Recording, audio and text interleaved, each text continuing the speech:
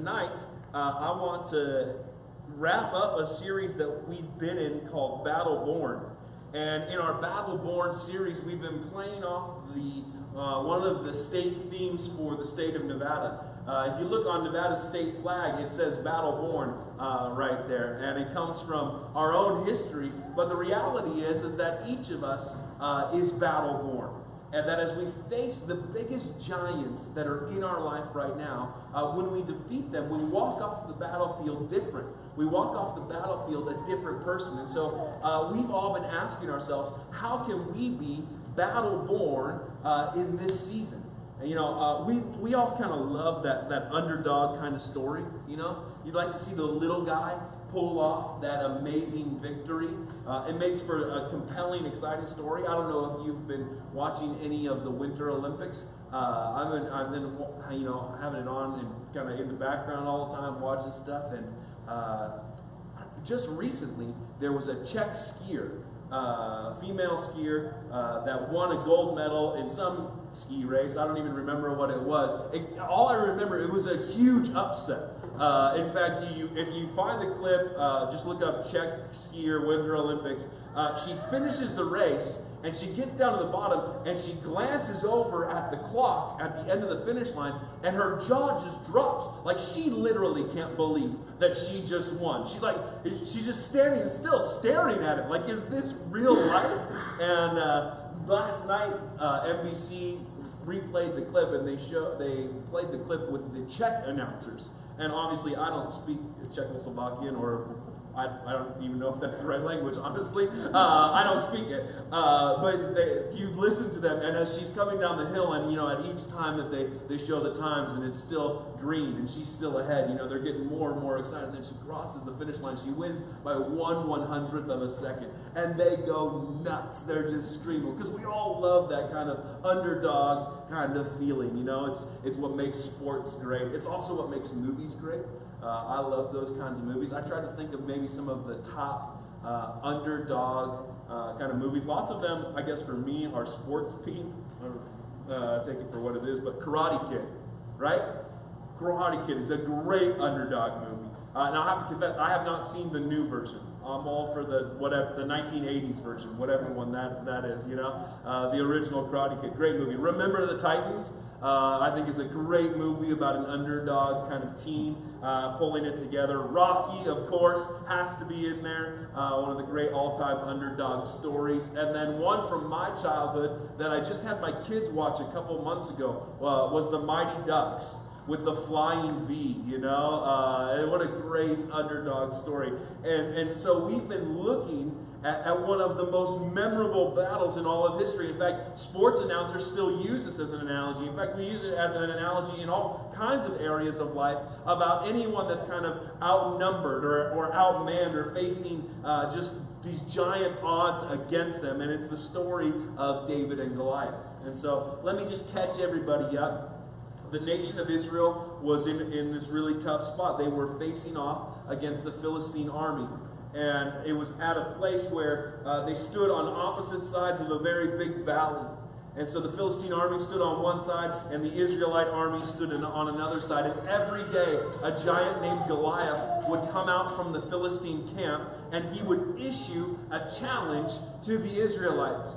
And he was challenging one person, one man, to fight him one-on-one in a representative battle. Whoever won, it would be as if their entire army won. It was one-on-one for the whole kit and caboodle. And so he would come out and he would issue his challenge, and no Israelite was willing to face the giant. And the challenge went on for 40 days. Every morning, Goliath would step out and issue his challenge. And every morning, no one would step up.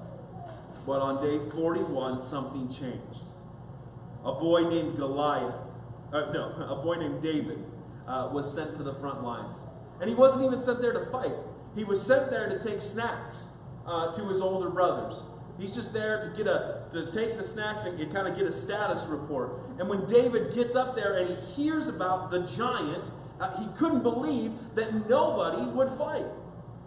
And so David begins to talk about well, what's going on? And he begins to think about challenging the giant. And as he begins to consider taking on this task, the first kind of challenge that he faces is from his brother Eliab. And his brother Eliab gets upset with him, and he starts accusing him of having improper motives and being selfish and trying to just kind of be there to watch the show. And he starts making fun of him and ridiculing him and putting him down. But David wasn't going to be distracted by someone like that. He's focused on the giant in front of him. And so he goes to King Saul. And he presents himself to King Saul as the man who will take on the giant. And King Saul's not all that keen on him doing it. He's not, but he doesn't have any other options. It's not like there's a whole line of warriors waiting in the lobby. This is the only one he's got. And so he kind of is like, oh, all right, well, here we go. And he kind of sends David out to face the giant in the valley. And so both armies are standing on the hillside. They're overlooking the ravine. And finally, after 40 days, there's going to be some action. You know? And I can imagine the tension building. It's this very high stakes, winner take all kind of battle. Goliath had a huge sword and a massive spear. He was covered from head to toe in armor. And then beyond that, he had an armor bearer, a guy who would carry a shield, a man-sized shield that walked in front of him. The Philistine champion was ready for battle. And then here comes David, all by himself, no armor. He's got a slingshot and 5 smooth stones. But David had something that Goliath didn't have. David was on God's side. And so as the armor-covered giant and the young shepherd boy start to come together, Goliath begins to insult David. And he begins to call curses down on David. And I can just imagine the entire Philistine army kind of roaring in approval and getting more and more psyched up because this was going to crush David. How in the world could a boy face a giant, you know? And so they're just getting more and more revved up. And then David responds to the giant with one of the all-time great speeches, I think. And it's a speech that I think you and I need to just tell ourselves over and over again as we face the giants in our own life. And so if you weren't able to join a gathering last week, you can go on YouTube and search for Sought Church, and you can catch last week's as we talked about the speech that David gave. While you're there, hit subscribe, and you can be a part of all our gatherings. And so now we get to the end of the story. And so this story comes from 1 Samuel 17, if you want to follow along. We've been reading it every week, and I encourage you to keep that practice up in your own life. And so, David gives this speech, and he doesn't take any other time to think about it. I mean, he doesn't draw diagrams of the giant. He doesn't plot more strategy. It's now time to fight. And so he runs out to meet Goliath. And it's because he believes every word of what he said about God and what's going to happen to this giant. This is not just something that he's been kind of psyching himself up with or trying to motivate other people with. He actually believes that he's going to have the victory. And so we pick up this story in 1 Samuel 17, verse 48. As Goliath moved closer to attack, David quickly ran out to meet him. And reaching into his shepherd's bag and taking out a stone, he hurled it with his sling and hit the Philistine in the forehead. And the stone sank in, and Goliath stumbled and fell face down on the ground. Now think about it. What were the odds of that shot? David didn't miss the mark at all. You know, it's not like one to the right, one to the left. Oh, I finally got it dialed in. You know, let me throw another one right down the middle. No, what happened is David hits Goliath with this perfectly placed first stone. You know, and you can wonder yourself, like, how did that happen? You know, you start to analyze. Who cares? Who cares? The giant's down on the ground. You know, I think sometimes we tend to overanalyze things. We tend to try and understand things more than we need to understand them. Trying to figure out a strategy or plot a path so we can understand how it's all going to work. David loaded his slingshot and he, with one shot, killed Goliath. It's the ultimate underdog victory. It's why it stands as this metaphor throughout the rest of history. It didn't look like David had a chance. I mean, the odds were against him. But when you're on God's side, the odds no longer matter. You can take a simple slingshot in the hands of a shepherd boy, facing a much more powerful giant with much more powerful weapons, but the odds don't matter. You can be outgunned, outmanned, outnumbered, but when you're on God's side, you're not fighting alone. You don't forget the battle is the Lord's. And so David fired this rock through the air. The rock hit the giant right in the middle of the forehead, and he fell. And Goliath is on the ground, not moving. And I can just imagine just this silence over the entire valley. Like just what happened? So quiet, all you can hear is this giant hit the ground. It's before the days of instant replay. Couldn't rewind the film back and look at it again. There's no Goliath cam to kind of zone in on and see what's going on. And in an instant, the momentum swings from the Philistines to the Israelites.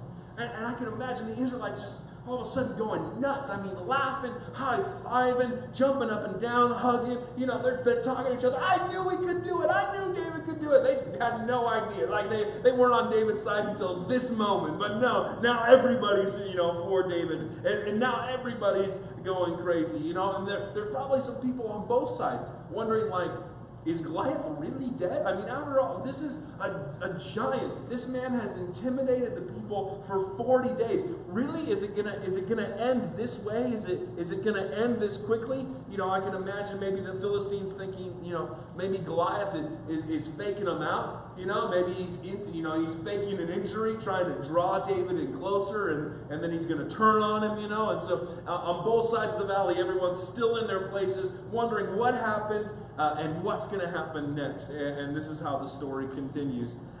Then David ran over and pulled Goliath's sword from its sheath. And David used it to kill him and cut off his head. Now, I grew up in church. If you grew up in church, this is one of the first stories you learn as a kid in Sunday school or in kids' church or something like that. I want you to know, though, that rarely do we get to the part where David pulls out the sword and chops off the giant's head. That's not usually when I was growing up. We had these things called flannel graphs, and they would that wasn't in the flannel graph. And so, David runs. Can you imagine? He just cut off the giant's head, and I'm guessing, it's a little bit of conjecture on my part, filling in the blanks of the story, but what if, David grabbed the giant's head and he lifts it up and he just turns toward Israel, just holding the giant's head, up, and now there's no doubt. The giant is defeated. The giant is dead. And Israel as a nation is really into music. And so I can just imagine, they start playing their instruments and singing songs and blowing trumpets. And they're pumped and they're ready to go. And then David kind of just turned toward the Philistines, still holding the champion's head in his hand. And then this is what happens. When the Philistines saw that their champion was dead, they turned and ran. They see the giant's head, Goliath's head, kind of hanging from David's clenched fist, and they took off running. The Philistines don't wait around anymore. They see that the champion is dead, and they split. And so we've been talking about taking on the biggest giant in your life. The number one thing that's standing between you and the future that God has for you. And the reason we've been talking about taking on the biggest giant is because when you take on the biggest giant in your life, the other enemies run when it's defeated. Because the enemies realize that if that giant's going to be defeated, then they're next, And so if you've got more than one giant in your life, which you probably do, because we all do, we're all facing multiple things. Go after the biggest one first. Israel won the battle by killing one man, the toughest man. And when they did, all of the rest of the army, all the rest of the enemies took off running. And that's probably a good choice, because this is how the story continues. Then the men of Israel and Judah gave a great shout of triumph and rushed after the Philistines, chasing them as far as Gath and the gates of Ekron. The bodies of the dead and wounded Philistines were strewn all along the road from Sha'araim as far as Gath and Ekron. And so these same guys who for 40 days had been hiding in their tents every time Goliath comes out, they're no longer intimidated, you know. Now they're running across the valley like, let me at them, you know. I want to fight, you know. Here they go. You know, and all of a sudden there's no fear. Here we go. Well, what took place? You have to remember that Saul, their king, was afraid of Goliath. He wouldn't fight. And his fear was contagious, infecting an entire army. But David acts with courage, and he takes on Goliath and defeats him, and courage is also contagious. I mean, we all know this, either from your childhood or from raising your own kids, right? Where you've done absolutely stupid things. Like, why did you think you could jump that or do that? Or you know what you've done, right? Why did you?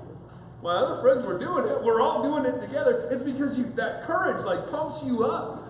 It's contagious going together. And so when the men of Israel realized that Almighty God is on their side, that He's backing them, that He is their God, and that He's against their enemy, and that the enemy could be defeated, they take off running. Now they're running toward the battle instead of running from the battle. There's something about other people's victories that impart courage to you, that you can also defeat your giant. And so they run after the army, and it says, then the Israelite army returned, and they plundered the deserted Philistine camp. This is really great news. The good news is that there is a reward waiting for you. It's just on the other side of your giant. You know, God has peace and prosperity, divine health.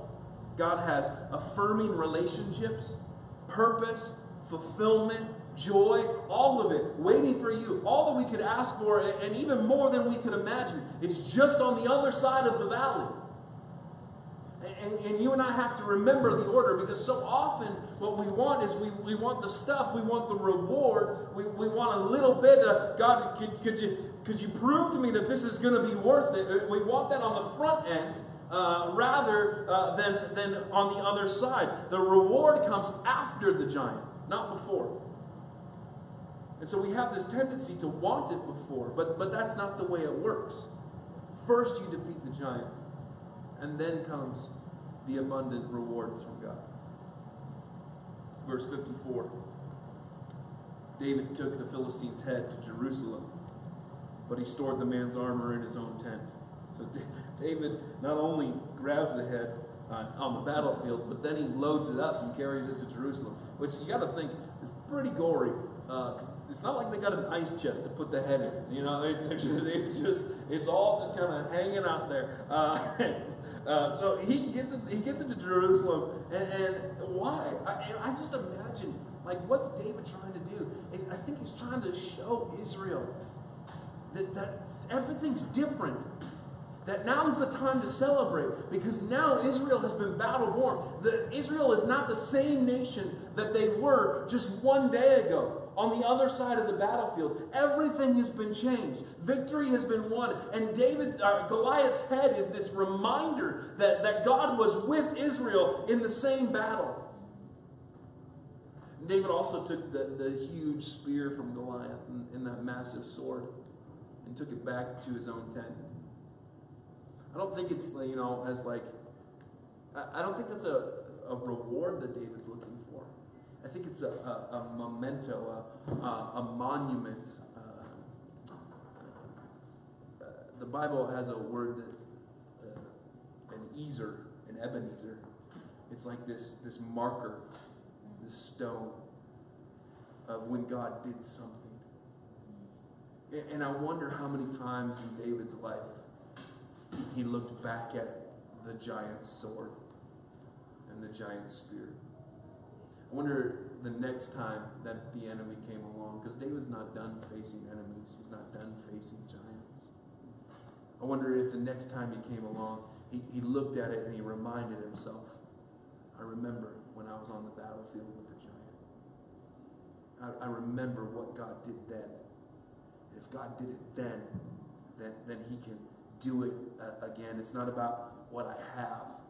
It's not about how bad the circumstances look around me. It's not about how many odds are stacked against me. God is on my side, and the odds don't matter to God. I remember because I have the giant sword and spear. And then it's this time to celebrate. The story kind of wraps up in 1 Samuel chapter 18. And it says, when the victorious Israelite army was returning home after David had killed the Philistine, women from all the towns of Israel came out to meet King Saul. They sang and danced for joy with tambourines and cymbals. You know, winning victories is extremely significant. Yeah, you have to remember your victories and you have to celebrate. And can I be honest? I struggle with this. Because I see good things that happen, and then immediately my mind turns toward the next problem. I don't take enough time to celebrate. Because what I can see in all of the good is I can see the next problem that's on the way. And what I need to do in my own life is I need to celebrate. I need to stop. I need to remember that something has been won. A victory has come. And you've got to stop and you've got to tell the story. You know? You've got to recount it over and over again because your story celebrates God's power and God's victory. Winning victories is a memorable experience, and so you need to remember and recall the victories of your past because your victory will inspire others to victory. You know? God doesn't waste victories. When God pulls off something that only He can do, it's like He's saying to you and I, now don't forget that. Don't forget that.